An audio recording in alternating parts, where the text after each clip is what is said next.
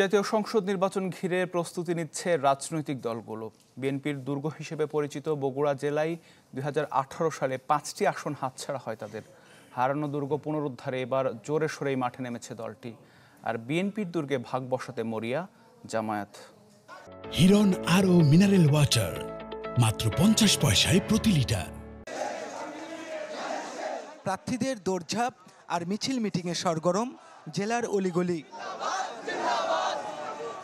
নির্বাচনের মাস না এলেও ভোটের হাওয়ায় ভাসছেন প্রার্থী ভোটাররা।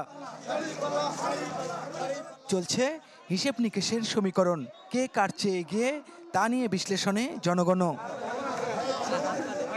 কেননা ২০০৮ সালের নির্বাচনে জেলার ৬০টি আসনের ২টি হারিয়ে দলের দুর্গ নড়বড়ে হয়ে যায়। ২০১৮ নির্বাচনে হাতছাড়া হয় আরও ৫টি আসন। তাই হারানো দুর্গ পুনরুদ্ধারে রাজপথে বেশ সরব বিএনপি। আমি শতভাগ নিশ্চিত এখানে ধানের শীষের প্রার্থীরা বগুড়ার যে 7টি আসন আছে সেই প্রতিটি আসনে ধানের শীষের প্রার্থীরা বিপুল ভোটে বিজয়ী হবে।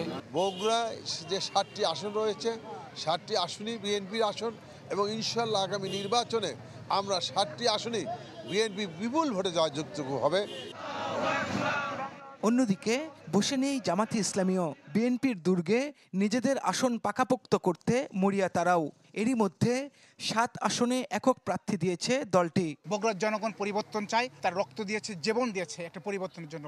এই কারণে বিশ্বাস করি বগুড়া 7টা আসনের ভেতর মেজরিটি আসনে আমরা বিপুল ভোটে বিজয় হব। বগুড়াতে জামাত ইসলামী একটি শক্তিশালী অন্যতম সংগঠন এবং বিএনপি যে কোনো চ্যালেঞ্জের মোকাবেলা করতে প্রস্তুত।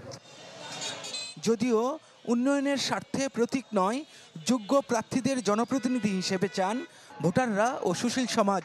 শুধু মার্কার বিষয় না, এখানে মূল বিষয় হলো প্রার্থী কেমন। আমরা যাদেরকে দেখবো ভালোভাবে আসে, যাদের কোনো ইয়া নাই, সেই প্রেক্ষাপটে আমরা তাদেরকে ভোট দিব। এবারে যে দল যে কথাই বলুক না কেন, জনগণ কিন্তু ভেবে চিন্তে আমার বিশ্বাস ভোট দেবে, যে কাকে ভোট দিলে বা কাদেরকে ভোট দিলে নির্বাচিত করলে সংসদে তাদের হয়ে কথা বলবে এবং তাদের উন্নয়নকে তাদেরকে কেন্দ্রবিন্দু করে কাজ করবে।